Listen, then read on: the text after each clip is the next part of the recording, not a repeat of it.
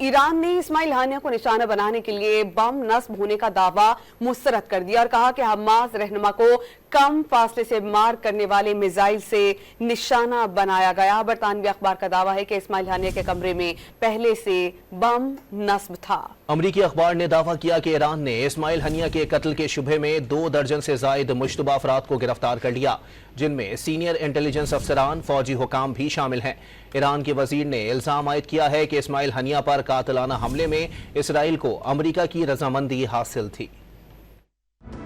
पासदारान इनकलाब ने इन खबरों की तरदीद की है जिनमें कहा जा रहा है कि हमास रहनुमा इस्माइल हानिया की शहादत पहले से नस्ब बम से हुई। ईरानी फौज के मुताबिक हमास रहनुमा को कम फासले से मार करने वाले मिसाइल से निशाना बनाया गया। मिसाइल में 7 किलोग्राम का वॉर हेड इस्तेमाल किया गया। इस हमले से पूरी इमारत हिल गई थी। इससे कबल बरतानवी अखबार टेलीग्राफ ने दावा किया था कि इस्माइल हानिया के कॉम्प्लेक्स में बम नस्ब थे और ये बम मोसाद ने ईरानी एजेंटों की मदद से नस्ब कराए। 2 ईरानी एजेंटों ने गेस्ट हाउस के इन 3 कमरों में बम नस्ब किए जहां इस्माइल हानिया ईरान आमद पर कयाम कर सकते थे। बम नस्ब करने के बाद ईरानी एजेंट्स बैरूने मुल्क चले गए। वहीं से उन्होंने रिमोट कंट्रोल की मदद से धमाका कर दिया। दूसरी जानिब अमेरिकी अखबार न्यूयॉर्क टाइम्स के मुताबिक ईरान ने इस्माइल हानिया के कत्ल के शुबे में 2 दर्जन से जायद मुश्तबा अफराद को गिरफ्तार कर लिया, जिनमें सीनियर इंटेलिजेंस अफसरान, फौजी हुकाम भी शामिल हैं। तमाम गिरफ्तार अफराद से सिक्योरिटी नाकामी से मुतालिक पूछगछ की जाएगी।